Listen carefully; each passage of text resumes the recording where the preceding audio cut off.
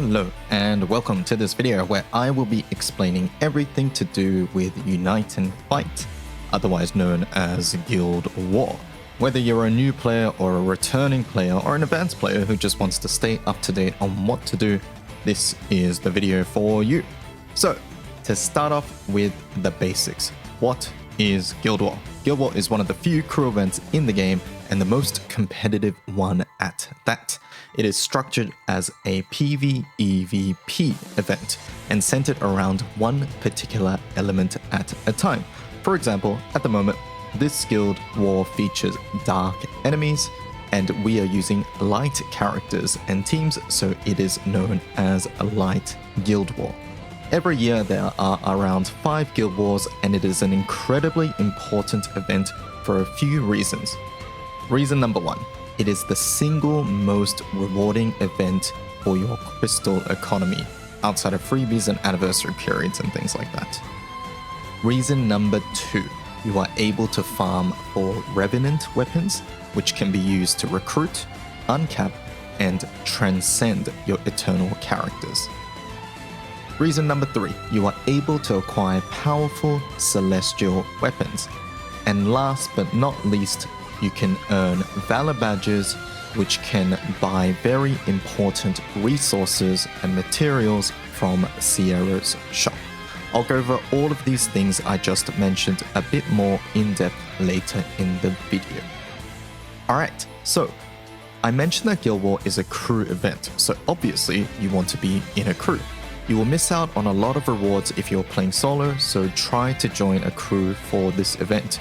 You will usually find a crew recruitment thread on the GBF subreddit and also in the appropriate channel in the Granblue Fantasy International Discord. So, how is a Guild War structured exactly? Well, Guild War is separated into 4 main sections. First up, we have the preliminary round. During prelims, all crews scramble to get as many honors as they can, which are essentially points, by defeating these fights over here. During prelims, quests that drop bait chunks, or meat as they're often called, are available. So these 2 tiers here, the eyeballs and the behemoth and the extreme plus guy. And Nightmare 90, or NM90 for short, is also available. NM90 and all Nightmare quests that unlock in the future will cost varying amounts of meat to host, so prelims is often used by many players as an opportunity to farm meat for upcoming rounds. This is done in this particular quest over here, called Extreme Plus or EX Plus for short. Prelims start at 7 PM JST and last until the following day at midnight JST. At this point, all the honors are tallied and crews are separated into tier A, B, or C.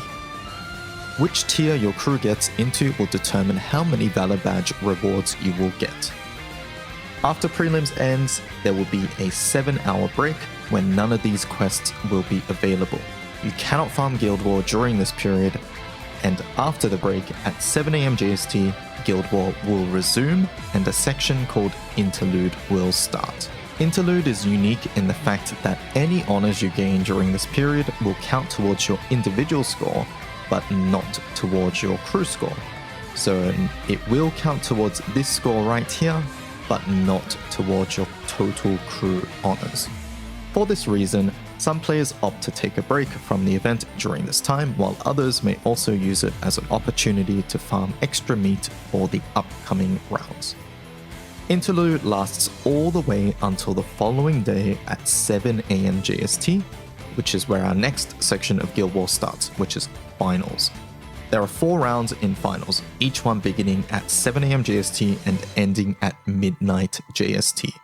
In each round, your crew is matched up in a 1v1 fight against another crew to see who can gain more honors. On Finals Day 1, Nightmare level 95 is unlocked. On Day 2, NM 100 is unlocked, and once your crew defeats 100 of those raids, Nightmare level 150 will also unlock. On Day 3, NM 200 will be unlocked if your crew has defeated 100 Nightmare level 150s, and on Day 4 it is the exact same raid, so up to NM 200 is available. Each nightmare difficulty will get progressively tougher, but will also give you much more honors in return. In general, people tend to farm the highest difficulty nightmare that they are comfortable with. Finally, after all the rounds have ended, final rally will start on the following day at 7 AM JST. In final rally, your crew will have a special raid battle to defeat. Make sure that your crew defeats this boss at least once to get a bunch of good rewards, some of which are dependent on how much honors you gained throughout Guild War. You can kill the final rally boss additional times, but there's really no reason after the first. Okay, with the event structure out of the way, let's talk about the rewards you can get from the event. Firstly, let's talk about the token draw right here. Now, if you've done any end of month story event, otherwise known as boxing events, you'll be quite familiar with the system. Each Guild War quest you complete will give you some tokens, which you can use to open this box. Now, from these boxes, you can grab Revenant weapons up here, which are needed to recruit, uncap, and transcend Eternals, which are a set of farmable characters in Gambit Fantasy. If you're not sure which one to go for, check out the link below, also in the description. The breakpoints for these weapons are as follows. You need 4 copies to recruit an Eternal. You need an additional 40 copies to uncap an Eternal to 5 stars. So, for example, if you wanted to recruit and uncap Seaphon, you would need 44 total copies to do that.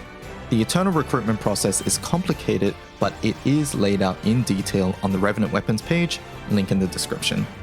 An additional 40 copies is also needed for the Transcendence process for Eternals, but don't worry about that just yet, especially if you are a newer player. If you're in a position where you have recruited every Eternal already, there will be a few more options available to you from the draw boxes. The Crystallized Core, New World Quartz, the Damascus Pinch, and the Summon. Never ever pick this Damascus Pinch or the Summon. They are absolute scams, and there is no situation where they are remotely worth it. If you have completed your Eternals, or you just want to start working on your Evokers instead, then picking New World Quartz is good. I would not pick the Crystallized Core until you have enough New World Quartz and weapons to cover your Evokers and Eternals, and your Dark Opus Transcendences as well. Speaking about these Crystallized Cores, you can get these from the Chest of Good Fortune, which you can see right here. Each chest will contain 1 Crystallized Core as well as 1 random item. The list of random items can be found on the wiki. You can get a total of 60 chests per Guild War, 10 from the missions and 50 from farming NM95 and higher difficulty rates. They will not drop from 90, only 95 and above. These cores can be used to buy and uncap Celestial weapons. Celestial weapons can be bought for 15 cores each from Sierra's shop, and 45 cores are needed to 4-star uncap the weapon. Since you need 4 copies to get the weapon to 3 stars, that will be 15 times 4, plus the 45 needed to uncap it, bringing the total amount of cores needed for one weapon to 105 cores. Now you might be thinking, hey, that's a lot of cores, and we only get 60 from the Chest of Good Fortune. But luckily, the weapons themselves can also drop from any Nightmare raid. Now, while the drop rate for these weapons do slightly increase with harder Nightmare difficulties, it is strongly recommended to farm NM90 if you are specifically looking for Celestial weapon drops. This is because the raid is extremely fast to farm, and with an invested team or grid, you can also run sources of drop rate up like Kaguya or Bounty Hunter debuffs. You can only ever run 1 copy of a Celestial weapon in a grid, so if you happen to already have the sword maxed out, for example, and get another sword drop, don't feel bad, because you can always reduce the extra that you got and buy a copy of a different weapon you need. Weapons reduce for 15 cores, and they cost 15 cores in the shop, so it's a direct 1-to-1 conversion. So nothing is wasted at all. Moving on, in this menu here, you can see that certain rewards will be given at certain honor thresholds. There's a lot of good things here, like premium draw tickets and crystals and whatnot, For more advanced players, I strongly suggest trying to reach 800 million honors, as there is an eternity sands waiting here for you, which is a key material needed to upgrade many important things in the game. Alright, and finally, I would like to talk about Valor Badges. Valor Badges are a currency that can only currently be acquired from Guild War and Dread Barrage. These badges can be used in this section of Sierra's shop.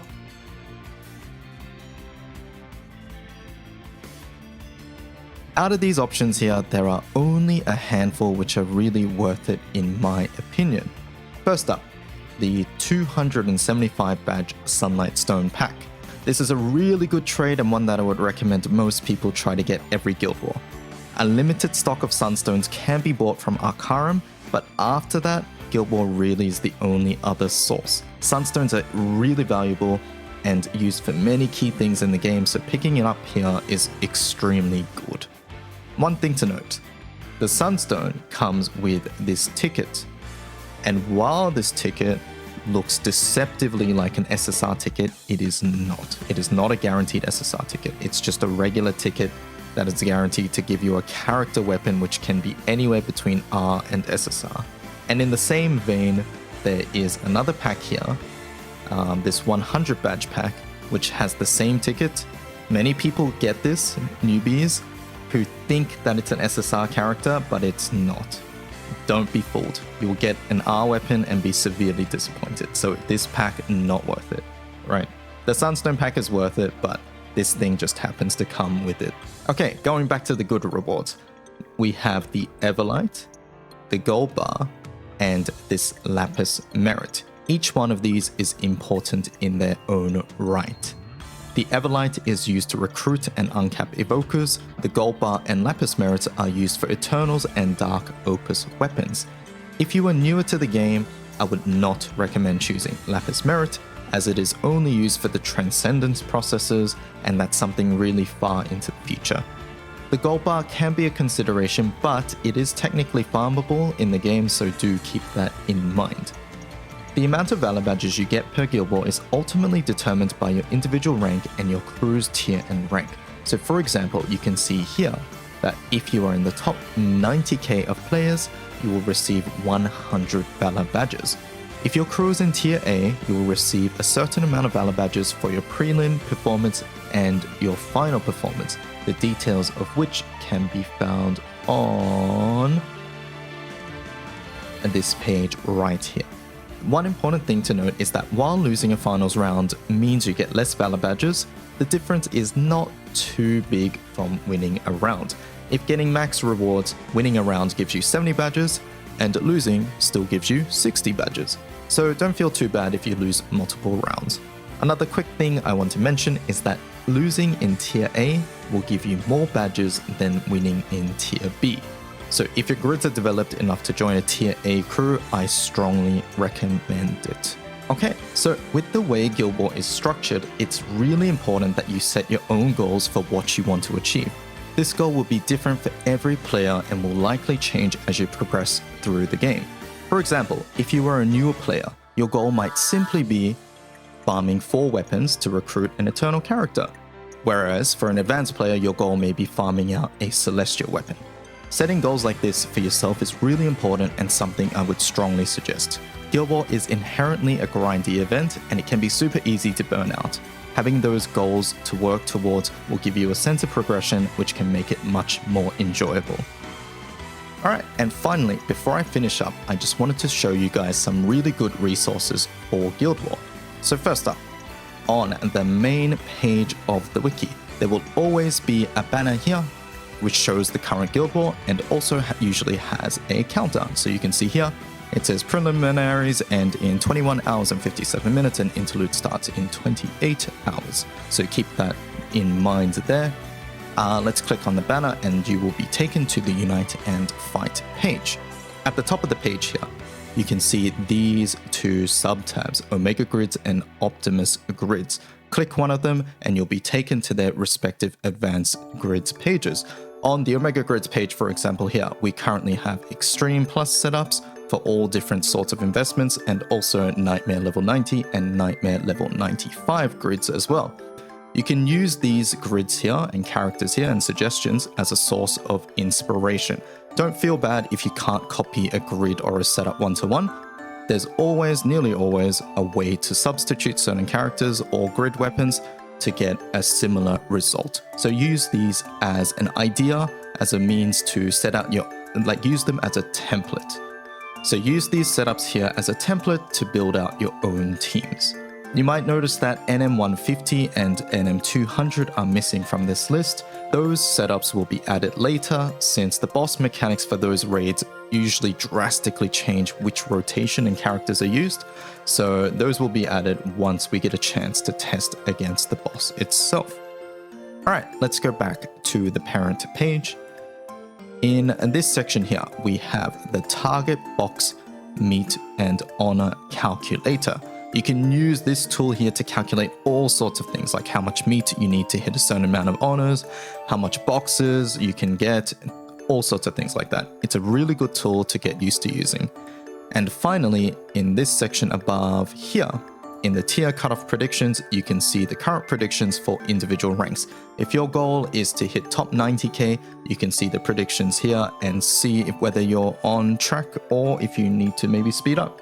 Okay, and I think that about does it for me.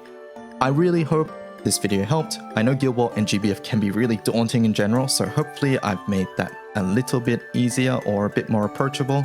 Please leave a like and subscribe if you enjoyed, and I will catch you guys next time. Good luck in Guild War. Bye bye.